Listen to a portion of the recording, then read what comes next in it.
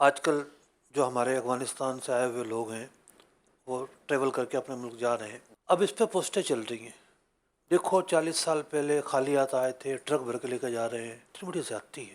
ایک تو ان کو تکلیف ہو رہی ہے، کاروبار سے بچے پڑھ رہے ہیں، سب چیزیں ہیں، نقل مکانی کو آسان تو نہیں ہے۔ بھائی جو بندہ 40 سال رہا ہے، کیا وہ ہاتھ پہ ہاتھ رکھ کے بیٹھا رہا ہے؟ آپ کھلاتے رہے اسے؟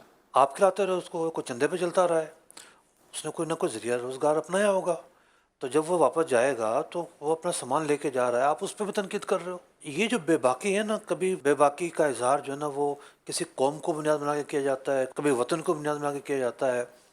ہم نے یہ دیکھنا ہے کہ اگر ہمارے سامنے کوئی بھی مسلمان ہے تو اس کی حرمت، اس کا احترام، اس کی عزت نفس، اس کا تو ہم نے خیال رکھنا ہے نا۔ تو یوں سوشل میڈیا کا جو انہماک ہے اور یہاں آ کے سب چودھری بن گئے ہیں، تو یہاں غلطیوں سے بچنا بڑا مشکل ہے۔ ایسے ایسے موضوعات پر لوگ بے باکی کا اظہار کر رہے ہوتے ہیں، بعض اوقات تو جو ہے وہ بس رونا آتا ہے۔ اب کس کس کو سمجھائے آدمی۔